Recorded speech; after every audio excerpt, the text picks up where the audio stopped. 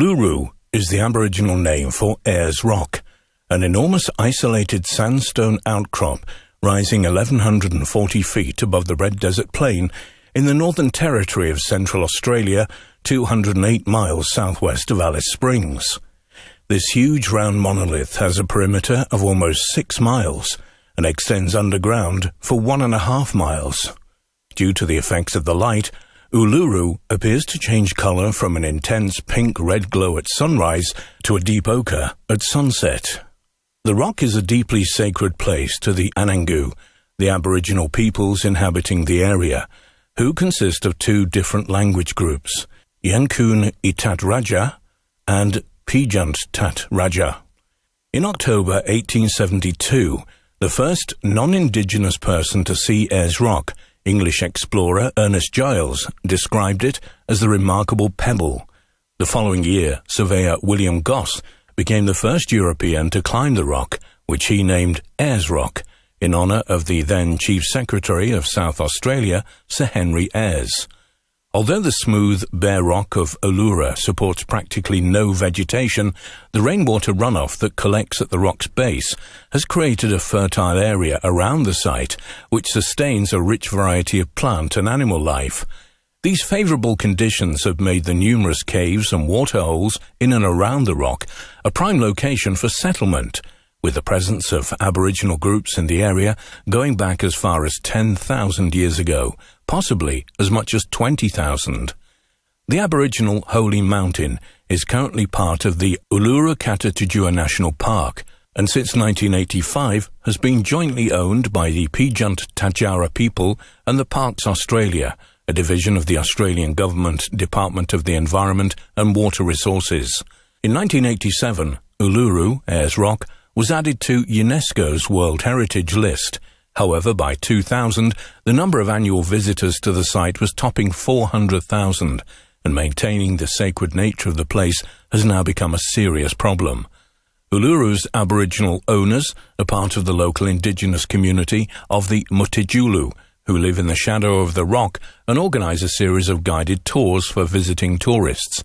But although the Anangu requests that visitors do not climb the rock because of its spiritual importance, climbing is allowed by the Australian government, who, mindful of tourist dollars, have established a hiking path to the top. Despite warning signs posted on Uluru, at least 10 people have died during the ascent to the summit. Apart from safety concerns, one reason why the local Anangu population prefer people not to climb the rock is that the hiking path crosses one of the many traditional dreaming tracks, Iwara, invisible paths or tracks which connect to the Aborigine. A dreaming track is a route taken by ancestral heroes in the dream time, in which all Aboriginal culture has its roots and before which, in their minds, the earth did not exist. In the Dreamtime, groups of ancestral beings journeyed across the land, performing mighty deeds and creating the living species and features of the desert landscape. The adventures of these ancestors, often referred to as totemic ancestors, are chronicled in sacred songs, inma, stories and rituals. They also established the rules of Aboriginal religion, law, moral systems and social life.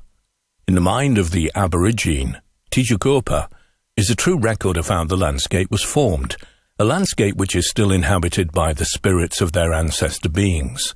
By reenacting the myths of the Dreamtime in song, story and ceremony, the Anangu keep their ancestors' rules, beliefs and relationship with the landscape alive. The massive rock form of Uluru is seen by the Anangu as a living record of the Dreamtime activities of their ancestors, and the appearance and origin of every feature of the giant rock is present on the mental map carried around by all Anangu people of the area. Thus, a particular totemic ancestor has left a visible trace of his or her deeds at various locations on Uluru, which Aborigines can identify. So although the Westerner sees caves, exposed rock strata, erosion gullies, cliffs and scars, the Aborigine see another metaphysical reality. Rather than geological features, Uluru contains the marks of the carpet snakes, the camping places of the marsupial rats, and the ritual pole of the hare wallaby men. There are various Dreamtime myths told of these totemic ancestors at Uluru, one of which explains the creation of the most of the southern face of the rock, which was formed during the battle between the Liru, poisonous snake people, and the Kunia, carpet snake people. During this Dreamtime war, the Liru attacked the harmless Kunia, who were camped on the southern part of the Uluru with spears, spear throwers, stone knives, and wooden clubs. The numerous desert oaks on the sandhills to the southwest of the rock are testament to this encounter, being the metamorphosed bodies of the invading enemy. To end the battle, there was a single combat at Mutijilda Gorge between the Liru leader and a young Kunia warrior. These two enemies stood face to face, slashing each other's legs with stone knives, until both were severely wounded, and the Kunia warrior crawled away, leaving a trail of blood, which is now the watercourse, flowing into the Mutijilda waterhole. When Kunia Ingridi, the mother of the young Kunia warrior, found out that her son had been killed, she struck Kulik Kujeri such a fierce blow with her digging stick that she cut off his nose. Liru leader's nose is now a huge 70-foot-tall pointed tower of rock, which has split off from the main body of Uluru. Another creation myth involves two groups of ancestral spirits. The Mala Wallabies, also known as the Hare Wallabies, were performing an initiation dance on the western side of Uluru when they received an invitation to attend the ritual dances of the Wintalka men, also known as the Mulga Seed men, at Docker River, 150 miles to the west. Deeply involved in their own ceremonies, the Mala Wallabies refused the invitation, invoking the wrath of the Wintalka men, who sent an evil spirit, Mamu, in the form of a ferocious spirit dingo to punish the Mala. This terrible creature, called Kur Pangu, attacked the Mala Wallabies on Uluru, causing great destruction, and forced them to abandon Ayers Rock and flee for their lives. Before they left, some Mala men managed to take their sacred Naldawata pole from the middle of the ceremonial ground with them. The footprints made by the Mala men, when they dragged the pole away, are now great chasms on the northwestern corner of Uluru, and a huge column of rock towering up between them, known to non-indigenous people as the Kangaroo Trail, is the transformed Naldawata pole. One final Dreamtime story involves the red lizard, Tujata, also known as Kanju, who travelled to Uluru in the creation period. When he arrived at Uluru, Tujata threw his curved throwing stick, kali or boomerang, which embedded itself in the rock's face. In his frantic but unsuccessful attempts to dislodge his kali with his bare hands, Red Lizard left a series of bowl-shaped hollows in the face of Uluru, which can be seen today at Kanju Gorge, as can his kali, in the form of one of the curving edges of a large pothole. On the northern side of Kanju Gorge is a large cave where Red Lizard rested. At the mouth of this cave there is a horizontal column of rock, which symbolizes the place where Tujati left his spear thrower, and a long vertical fissure which represents his spear. Each of these stories of Tijukurpa from Uluru has its own song cycle, as well as churingas, sacred objects comprising an oval or elongated slab or stone or wood. Churingas are created especially to act as memory aid devices during ceremonies, and represent both the ancestral and the individual spirit of their owners. Just as each Aboriginal clan is divided into totems related to animals, plants or objects, the spirit of which watches over the clan's affairs, the Churinga records the myths and stories of each totemic group. Uluru remains sacred to several local Aboriginal tribes today, who still leave ritualistic paintings in its caves along the base of the rock. The meanings of the Dreamtime stories are passed on to the Aboriginal youth in songs at initiation ceremonies which still take place in these caves. Indeed, an Aborigine can, by touching parts of Uluru, invoke the ancestral spirits associated in Tijukurpa with that particular feature. Indeed, it is mainly through this rock art, paintings and petroglyphs, which can be found all around Uluru and its park, that tradition is passed on by the Anangu, who use them in storytelling and to teach members of the tribe about their spiritual dreamtime. The most common colours used in these rock paintings are red, yellow, orange, white, grey and black. Traditionally, the paints themselves are made from a combination of natural minerals, such as red ochre, tutu, yellow ochre, untanu, iron-stained clays, desert oak, black charcoal, perku, and white ash, chumba unu, mixed with water and sometimes with animal fat.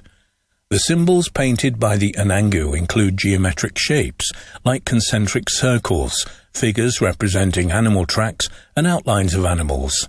We can see these same symbols made use of it in body painting, where they represent the Tijakurpa ancestors and events during their ceremonies.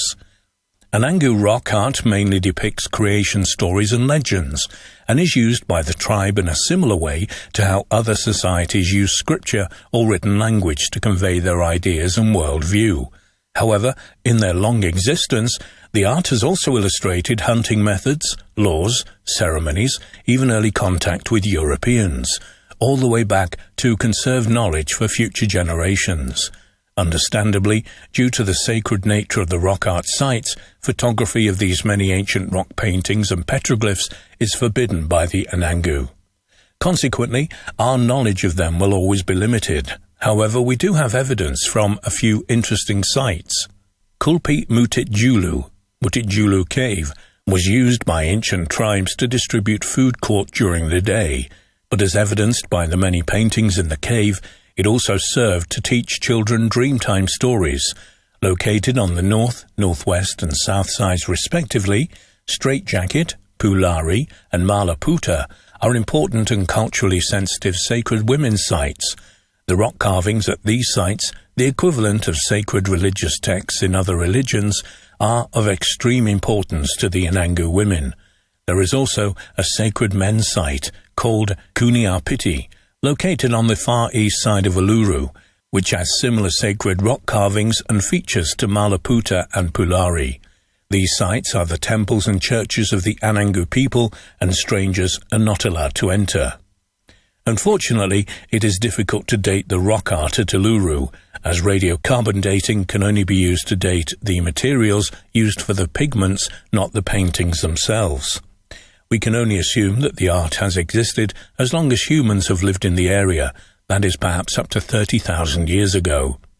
One interesting and revealing aspect of Anangu rock art is that at the majority of the sites in and around Uhuru, there are numerous layers of pictures, symbols, and figures painted on top of each other. This is because the same sacred sites have been used by the Anangu in their education and storytelling, probably for tens of thousands of years. Unlike the majority of ancient histories and traditions, the ancient Anangu culture still survives today, and although the group rarely creates new rock art nowadays, they still use the old rock to teach creation stories.